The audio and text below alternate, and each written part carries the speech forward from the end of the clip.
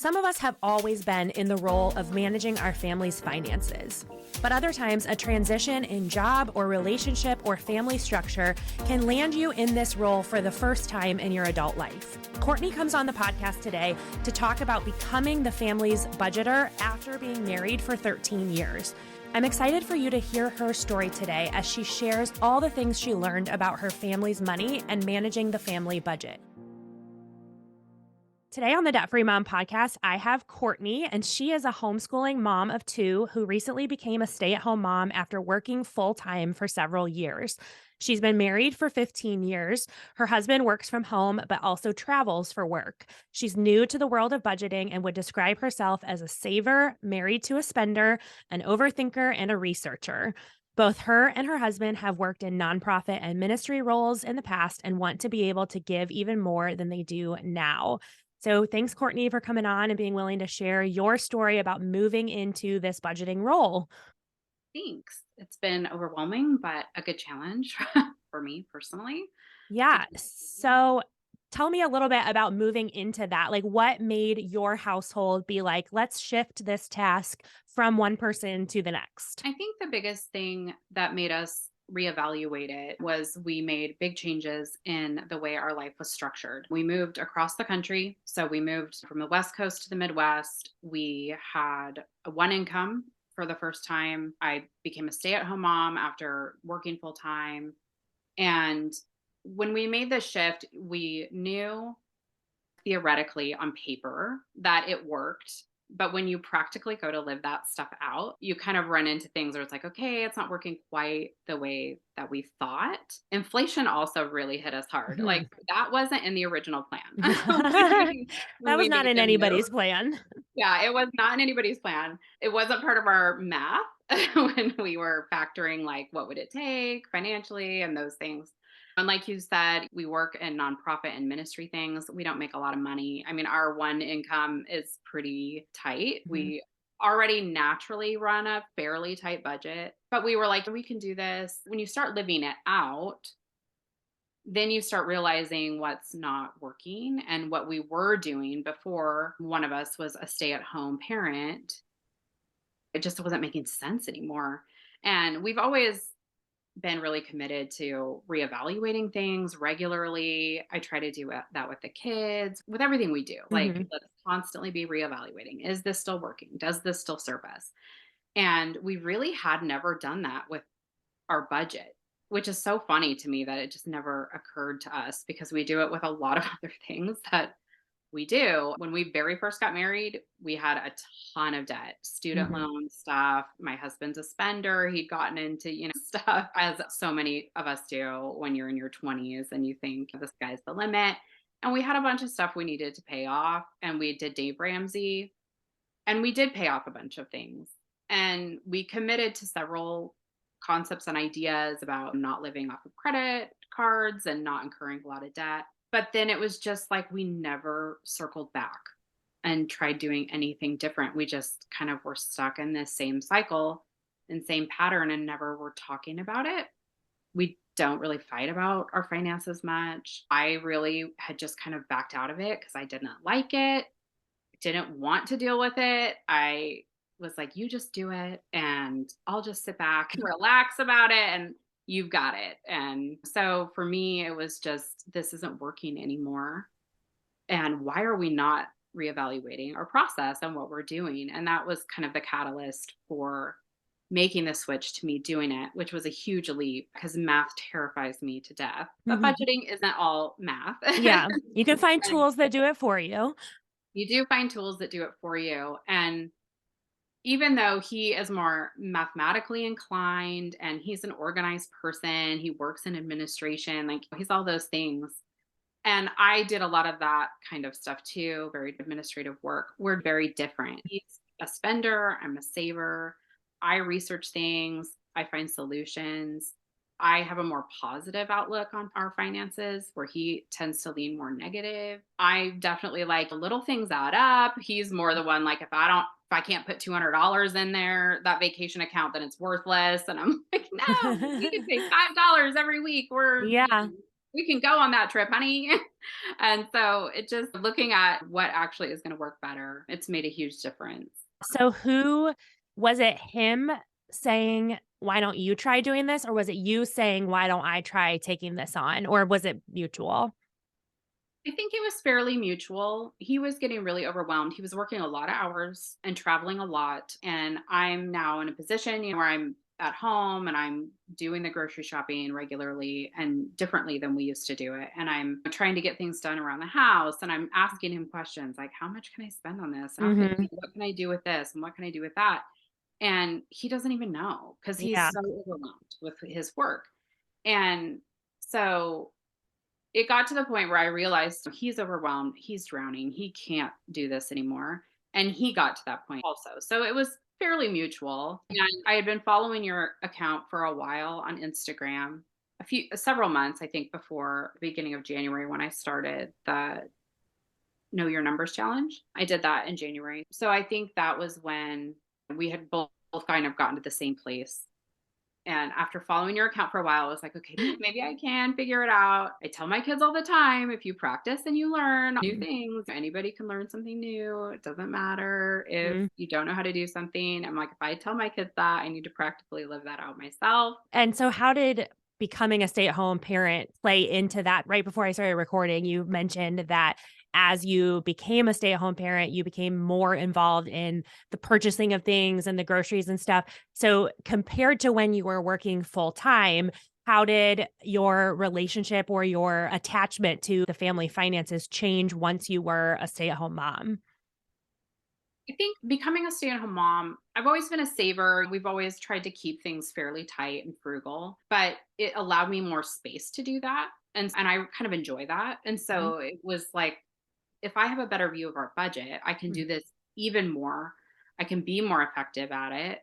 And we're going to be saving more money. I can have a better idea of how we can do that. I was starting to be able to meal plan more effectively than when I was working. I was able to grocery shop when I wanted to instead of always on the weekend. My kids now, they're 9 and 6. They're getting to a little bit more independent, have mhm. a little bit more room in our life to take on some new things, to learn some new things like budgeting. And so it just has allowed me to kind of dive deeper into how to have a more efficient home.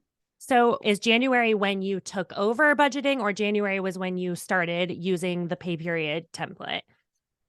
Both. Both. Okay. So when you took that over, I'm curious to know what surprised you about that. Like maybe you had reservations about a certain category being too high or something. Once you actually dove into the numbers and built a budget, had a plan looking forward, was there anything either good or bad that surprised you about your outlook? I think some of the things that surprised me the most, there were some things that I knew, but I'm a really visual person. And so even though I knew some of the information, seeing the actual numbers, Mhm, seeing the actual categories, seeing the percentages of where money goes to certain things was really helpful to me. Like I said, like we already run a tight budget. We don't have a lot of subscriptions. There mhm, wasn't like certain things where it was like, oh my gosh, I can't believe we're spending 12% of our income on mhm, subscription services. That didn't exist really. But seeing how like what the percentages of each category of our income was really helpful to me, even though I didn't feel like any of those categories were really out of alignment with our goals. But seeing zeros in mhm. the investment and savings categories, that's hard. Even Yeah. though I knew we weren't Mhm, investing, I knew we weren't saving. Now we do already have an emergency fund in place. So there wasn't an urgent need to have money going into our savings mhm, account. But there also isn't there wasn't room in the budget to save for a trip or save for something that would be a big expense. Our car is paid off, but it's also a 2010. We're going to need to save for a new vehicle. And we don't want to have a big car payment. So we want to either pay cash or have a really low payment and then pay it off quickly. But I'm looking at it going, there's no way to do that with the way it is right now. And for my husband, it had gotten so overwhelming, I think, for him. And he's an all or nothing thinker. I think for me to be able to come in with like fresh eyes, fresh attitude, fresh vision for it Yep. was really helpful. Yeah. I'm He's not ready worried to about have maybe a break from being so in the yeah, weeds of it. Yeah. he's been in the weeds of it. He needs that time to just disconnect from it. So now that you've set it up, January to now is a couple of months. Would you say that growing that gap is one of your primary goals with your budget? Like, what would you say? Let's do top two priorities in your budget. I think top 2 priorities would probably be being able to save up for large purchase, whether it's like a trip or a car. Because he does travel occasionally, we have the freedom and we homeschool. And it's a big Mhm. reason why we homeschool. We have the freedom to go with him if we wanted to. But then practically speaking, it's like, but we don't have the money to actually do it. And that was one of the main reasons we do homeschool. And so we want to get to that place where because we have the freedom to do this and it was one of our original goals, we need to then financially get to a place where if he's going on a trip and we want to go, that we can financially do that. So that's Yeah. a big goal for us personally. And then saving for big purchases. We don't want to be in car debt. We at this point, we have a little balance on a credit card. It was actually quite big. We were able to knock out a ton of the balance on the credit card between like our tax return Mm. and some other things. I just have a small balance on that. It's one of my questions for you. Do I take some money out of the emergency fund now that I know we're not going to need it for a while, in theory, to pay off what I have left? So that's something that we're considering. So with the credit card, are you currently paying like really small minimum payment on it a month? We can pay over the minimum payment, Okay. but it would still probably take us I think I did a debt calculator on it. If I didn't put anything more than what I have, which is more than the minimum, to put back on it, it would take probably a year. Okay. Is it like in a promo period or anything, or does it Yeah. have an interest on it? It does have interest. Okay. If you took savings out to pay it off, would you have a really solid amount in your emergency fund, like at least 2 months Yes. of like income or expenses? Okay. So those are the triage that I go through is how helpful would it be to my budget to eliminate it? So like what kind of minimum payment can I eliminate? Number 2, what kind of interest can I avoid? And number 3, if I pull the money from savings and pay it off, am I exposing myself to risk basically, or do I still have a very solid cushion of at least 2 months of like expenses or of income to where even if you paid the credit card off today and then tomorrow your car needed a new battery, you would still be fine kind of thing. If all those things are true, then yes, I would pay off the card in full because the interest rate going a long time is going to take so much more of your money than necessary when you have that money sitting in savings. So, what that not only does is avoid that interest so that you can save yourself money. So, you just pay the actual amount of the balance instead of the current balance plus 25% interest over the next year. And then also, because you're mentioning wishing that other goals could happen faster or wishing that there was more breathing room in your budget than there is now, when we pay that in full, you get to look at all your future pay periods and delete out that payment to that card and instead send that to another goal. So for all those reasons, I think you're in the perfect spot to pay it in full and be able to say, that's done, that's paid off. We're avoiding that interest. Even if you want to say you're going to then refill the emergency fund a little bit, if you want to, optionally, you still could do that faster by having that minimum payment gone than if you kept paying it slowly. So yes, ideally in any situation where an interest rate is like 10% or higher, we want to prioritize getting that out of here because that is just taking away from your ability to travel, your ability to invest, your ability to just feel like there's flexibility in the budget. Short answer, yes, if all those things that I asked are true, I would pay that card off and then free yourself up in future pay periods to then use that money towards another goal, which feels more fun than paying off a credit card balance. Definitely. We had, I think, gotten to that point. I think we're there now. We weren't a couple months ago when he was in the midst of a job transition. We were wanting to get there, but it was like, okay, we may need this emergency Yep. fund. Now, like things are feeling more stable, and now the balance that needs paid off, it's not an insurmountable balance. And another thing that can help you decide, so that's a really good point, first of all, is how stable or volatile is your overall situation. Anybody that's in a life transition at all, whether it's moving or a job change or adding a baby or anything like that, to me, the number one thing is just save. Like if you have extra cash, just put it in an account, because then if something comes up during that transition, you have full access and control over what you do with that extra. Even if, like what you're doing, where you just wait until you ride out the transition, everything ends up being fine. And then you can take that money and you can dump it on a different goal later. But if we first dump it on a credit card, it's not like we can call up Visa and be like, actually, I changed my mind and I want that money back. So I think if you feel stable, you know what his take home pay is, you know what the job is, then you can feel more comfortable using that. The other thing was to help you make the decision on that same credit card calculator. It will often also tell you how much interest you will pay over the life of it. So seeing that number is sometimes enough to get people like, oh, never mind, I really do want to pay this off today. I would say that paying it off and being able to then refill the emergency fund to whatever amount you felt more secure at could happen faster by having the card gone. Looking forward then and thinking about your next like 3 to 6 months, if we also imagine that credit card is paid off, so the amount that you're currently putting towards that card would then be freed up to do other things. Does that kind of help grow that gap between your income and expenses to feel like you have a little bit more momentum that could build towards those other goals like travel and car replacement? It doesn't create a huge number, but it gives us enough that we can plan what we want to do this summer, or there's a trip that we know we're going to take next year. So just having that mentally go, okay, we can cover that. We're not worrying about how we're going to cover that. So just knowing some of those things and then starting to think about what we want to do for future car. It's been really important to me. He grew up like the whole car payment thing is just like not a big deal. Yeah, And normal. yeah, we haven't had a car payment, I think, in 4 or 5 years. And that was the first time in his life that he did not have a car payment. And he obviously loved it. It's Mm, a mental shift and he doesn't want to just get back to that. But he tends to lean just being more okay with it than I do. yeah.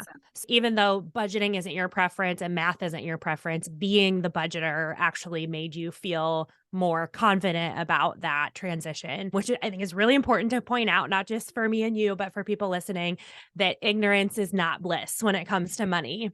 And we like to think it is. Like a lot of times, especially like you said, you're not math minded. The people who aren't numbers minded tend to just be like, I don't like numbers. So, he does it or whatever. And it's like ignorance is not bliss. So, what you're actually creating for yourself is more stress instead of less stress. And so, I love that by being willing to step into this task that you wouldn't have preferred, you now feel less stressed about it instead of more stressed, which is a really important thing to note that if we want that bliss, then we need to do the opposite of ignoring it and instead face it and see the numbers. I have personally found as a worrier, actually looking at the real numbers is so calming because I'm like, okay, the things that my brain is coming up with are false. Like I'm creating these the world is ending kind of scenarios. And now these numbers are telling me like, actually, the world's not ending. You just have like a small margin, like you said. And it's like a small margin we can deal with if I tell myself, if I actually align my thinking with the reality of the true numbers, then I'm like, okay, calm down. You can manage this. The world is not ending. I'm definitely a chicken little sky is falling type person. I am. Um, and I think it helps with the budgeting to then be like, okay, what I imagined is not the truth. So I can look at these numbers and I can start to tell myself things that are actually true about our money. Even if they aren't the numbers that we love, it's still information that we can actually do something with because it's the real numbers instead of what we're imagining or kind of generalizing that it might be. So I just love that you mentioned that as the person who doesn't prefer budgeting, becoming a budgeter actually made you feel more confident in a big transition than being able to just be the one that kind of said, I don't want to look at that. Absolutely. I am so much more confident in it now. And I am the same way. I am a worst case scenario. I have come up with every bad thing that could possibly happen Mhm. And so having a full 100% view of our budget, it isn't as bad as I imagined it. And it is something I can control. I may not be able to always control maybe, what's coming in, but I can control where it's going to go and how it's going to go out. And I am the natural saver. And so it does help. I mean, sometimes I have to be like, okay, it is okay to spend a little money. And Let's not be that person. But it does lend to, okay, we need to be responsible. Let's not just go crazy. And I yeah. think the other thing too, there were times when I knew nothing about the budget. I would ask him, I want to get a couple of things at Target. Can I order those? And he would say yes. And so then I would. And then maybe a month later, something would come up that I would want to do or spend money on. And he'd be like, well, you spent that money when you bought those clothes. If I would have known I was trading Mm, this for a couple of shirts, I would have been like, oh, never mind. I don't want them that much. But because I didn't know that I was trading this for that, I didn't know to make that decision. And that used to absolutely drive me crazy. I'm sure. Yeah. And because I'm a saver. Yeah. So to me, I'm like, I have things very specifically that I want to spend money on. And so I'm always laying out like how badly do I want these items. Mm, And so not knowing what I'm giving up when I buy something was just absolutely infuriated me. yeah. So now there's so much less that I wonder about, or I don't have to look and be like, okay, what would I be giving up potentially if I spend this money? You can go in the budget and just play around with how does this fit into the numbers before you actually buy it. So that has made a big difference for me personally. So on the flip side of that, he is the spender who's no longer budgeting.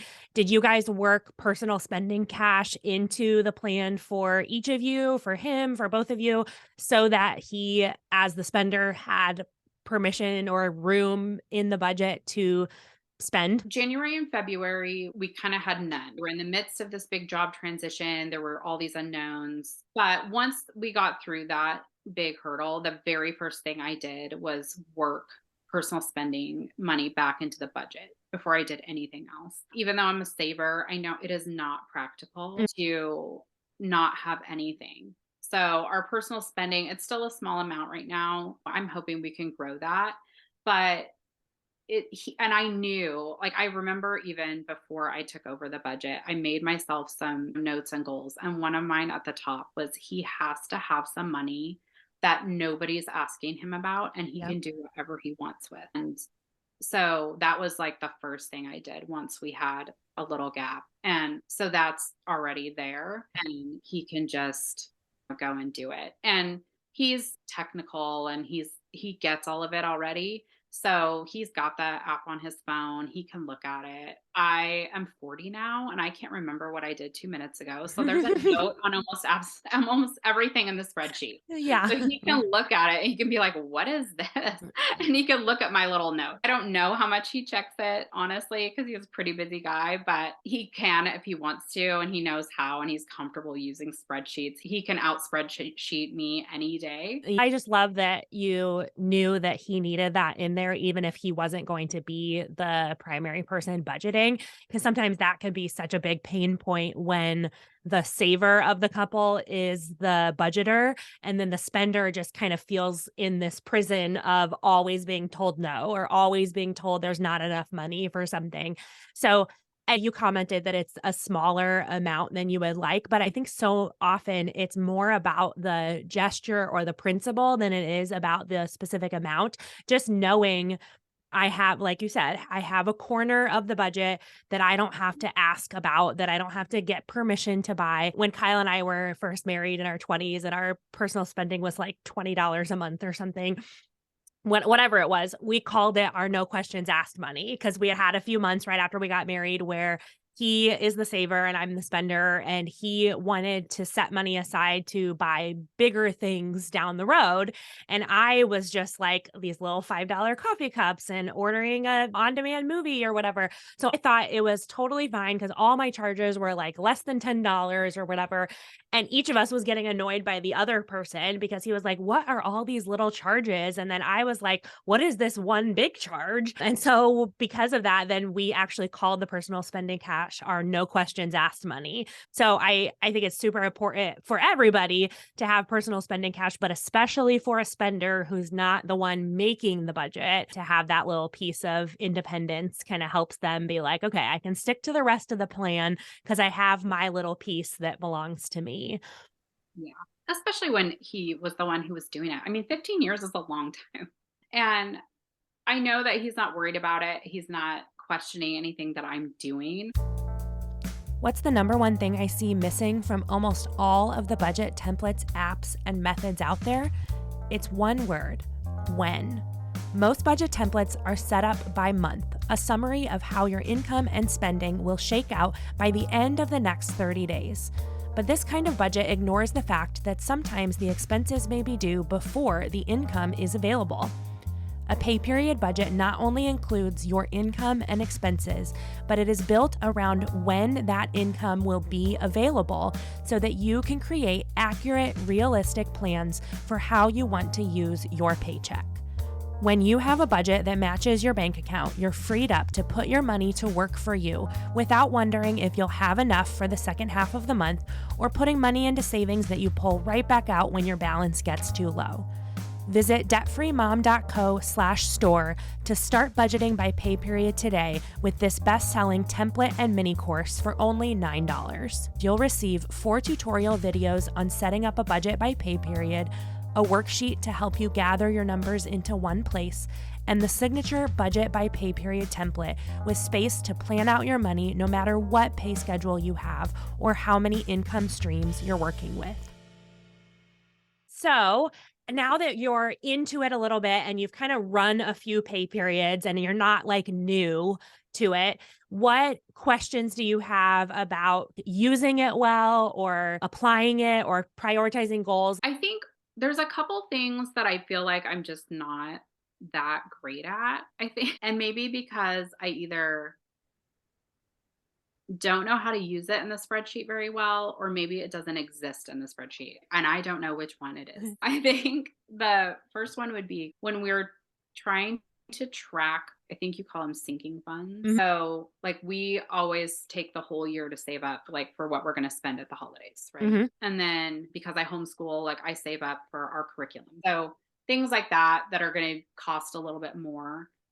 So, I take a certain amount and I set that aside every month. So, how do you track that? So, like, if you say you're going to take $50 out of the first pay period in a month, what's the best way to track those and keep tabs on that? Because I kind of just created myself a little something in a spreadsheet and it is terrible. Okay.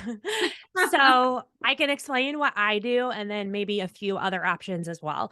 Number one, when I put it into the budget, I just treat it like an expense. So if I want to put 50 aside every month for Christmas, I'll just have 50 on the Christmas line once a month.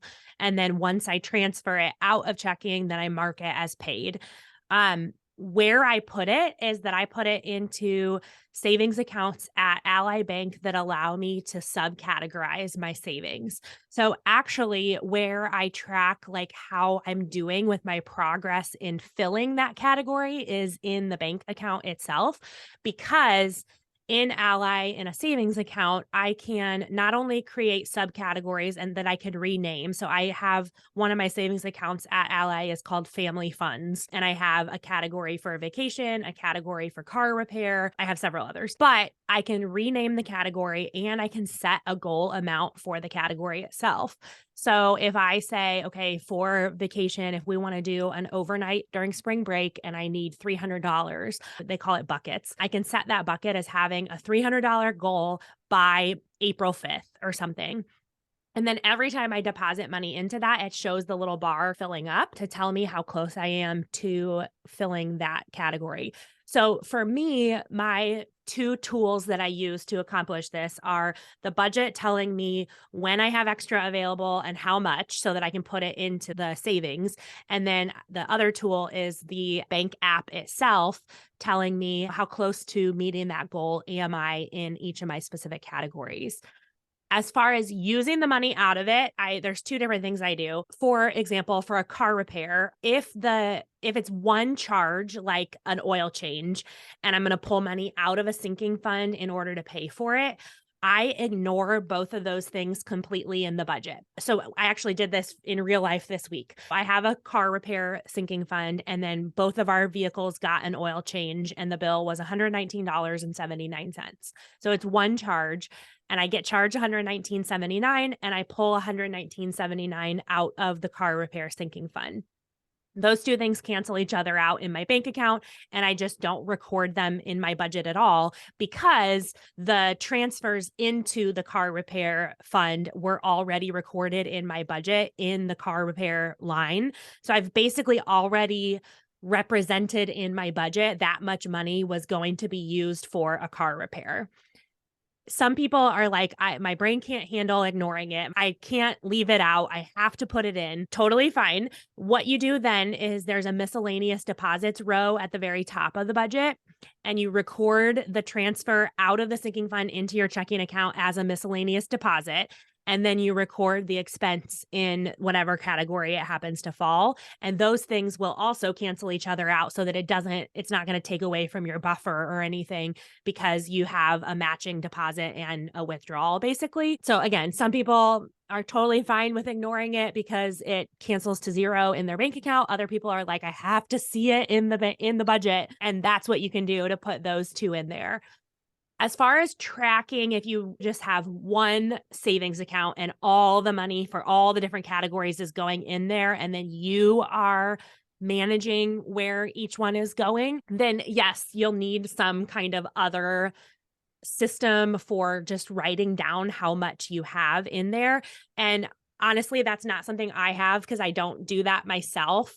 But I do know that if you Google like free sinking fund, you can even say like free sinking fund Google Sheets something. I am very confident that there's a ton of stuff out there that people have made that you can then copy and paste into your budget documents on like a blank tab so that it's still all housed in one place. My preference for myself and for other people is actually to organize yourself with different bank accounts as opposed to having one big bank account that just fills up, that has multiple uses. I think organizing the bank accounts allows me the permission to not try to track the other information in the budget, if that makes sense. That does make sense. So for his work, we have a credit card that's just for his work expenses, and then he has to get reimbursed.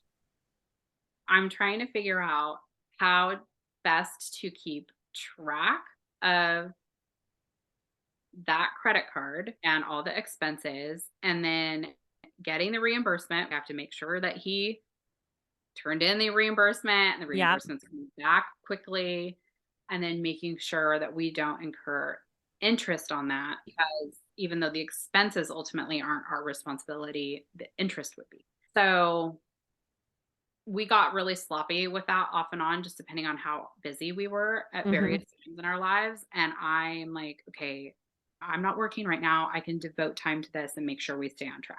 Yeah. Because we do also reap the benefits of like credit card, benefits, like a Yeah. travel or whatever it might be. I'm trying to figure out the best way to Yeah. do. Okay, a few questions. Is the credit card that he uses only used for that? So, like, if it has a balance, it is a work reimbursable expense? Yes. Okay, so that helps. That's good. That's always what I recommend, whether it's a debit card or a credit card or a Venmo card or whatever, something that can just be siloed into only work expenses that need to be reimbursed, just to make it easier for you to know if there's a balance on that card, it means that it's a work related expense. So that's number one, which is good. Number two, to avoid interest with the timing of credit card statement balances and stuff, as you're waiting for that, I would recommend having something like $500, something that could cover the balance if needed. And then you reimburse that $500 when you get the card back. For example, if you come up with a system like an Ally bank account that allows you to subdivide into categories, you don't need to worry that it's actually using any of your money. It's just allocating money from your savings, like from your emergency fund of $500 that's going to be cycling in and out for work reimbursements. But again, you're not actually spending anything because because if you use it to pay off his credit card, it means that you're going to reimburse it when he does get a check from work.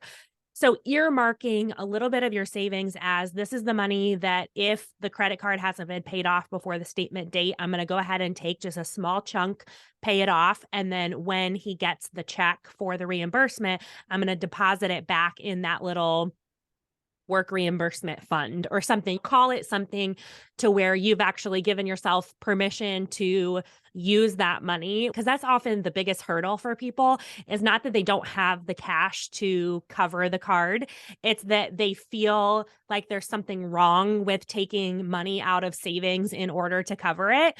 So if all you need is kind of renaming the money, so it's like $500 of this is not going to be called emergency fund anymore. It's going to be called work reimbursement fund. And then if, let's say, he charges $200 in the month of March and that reimbursement isn't going to come until after the statement date on that card, you could take 200 out of that 500, pay the card down to zero, and then you know for a fact that he's going to get a check reimbursing that 200 and you can just put it back into that little pocket of 500. So that's generally what I recommend doing is setting aside cash that can cover it in case the reimbursement takes longer than what the statement is, simply so that it can stay completely out of your personal budget. Because oftentimes that's also what ends up happening is then people are like, then I have to use money out of my checking account to cover it while I'm waiting for the reimbursement, but that eats into what I had planned to do with our own personal money for our personal expenses.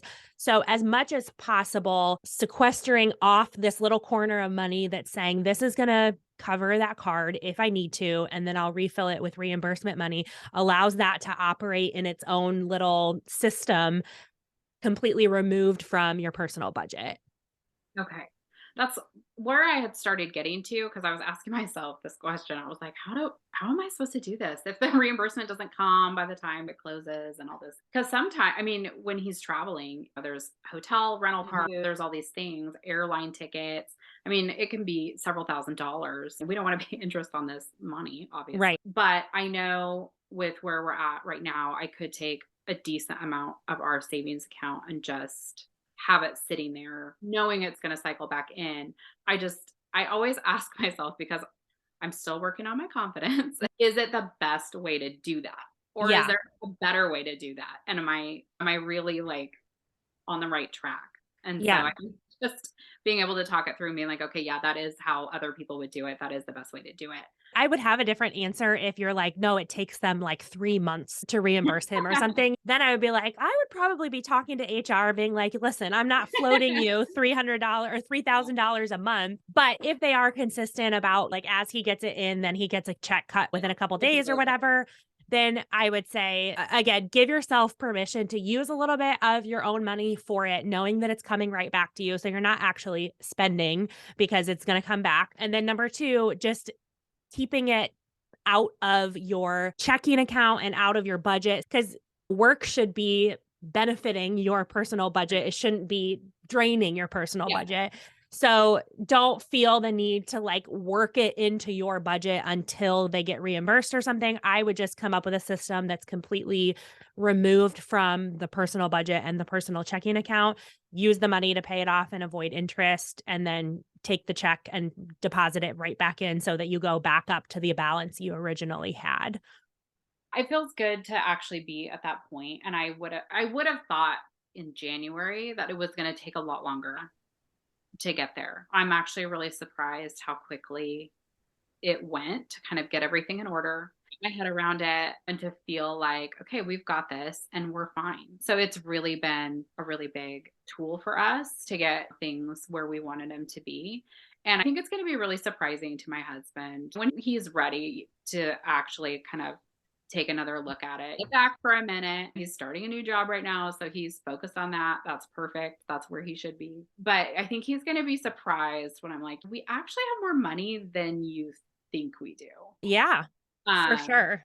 in a lot of ways. So I think that's going to be a nice surprise by Yeah. doing things a little bit differently and having a tool that's serving us better in a different season of life is just just kind of changes it. So Yeah, when we set up the numbers to kind of accurately reflect what is going on in our bank account and what's going on in our expenses, suddenly the exact same paycheck can start to feel bigger because it's like we have more breathing room than we thought we did.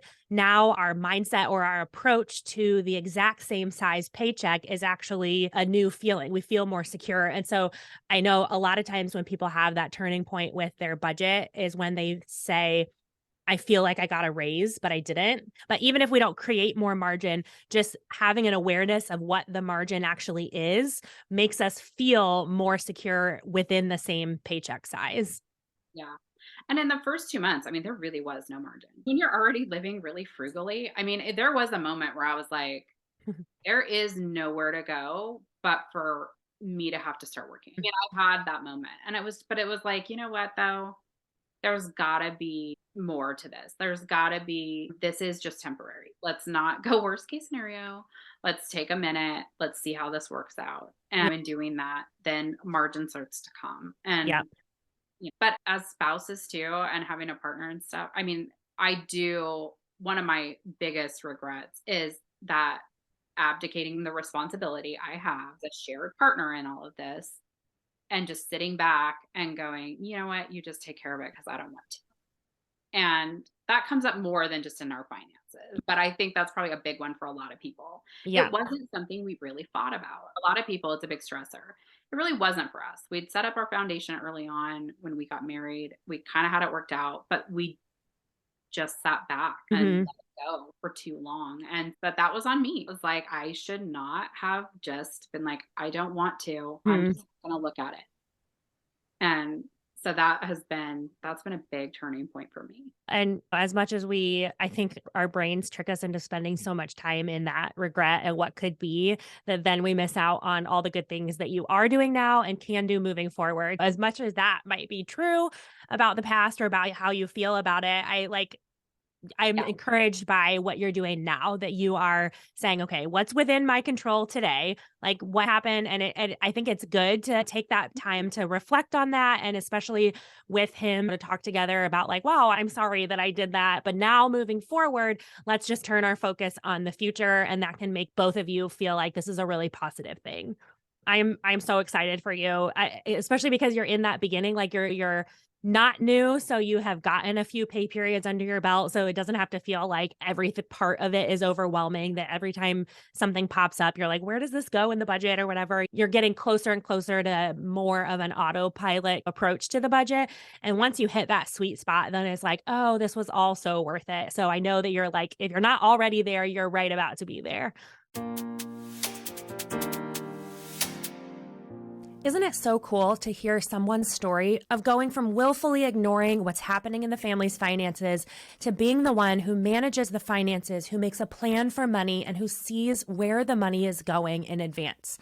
I loved hearing Cortney's story from trying to ignore what's happening with the numbers to becoming the one making plans for her family's financial future. For whatever reason, if you find yourself newly thrust into this role of being the family budgeter, I want you to take heart from what Cortney has shared. It might take a little bit at the beginning to figure out what a good budget looks like for you, but once you go through even just a few pay periods like Cortney did, you will start to have these light bulb moments, realizing all the upsides that come from budgeting that far outweigh any of the initial overwhelm. Thanks for listening to the Debt Free Mom podcast. If you want to join me as a guest on the show, go to dfmpodcast.com. The Debt Free Mom podcast is hosted by me, Carly Hill, and is produced, edited, and mixed by Kyle Hill. Music for this episode was written by Kyle Hill. Hit subscribe wherever you're listening to join in with every new episode as we grow our confidence and contentment in our personal finances.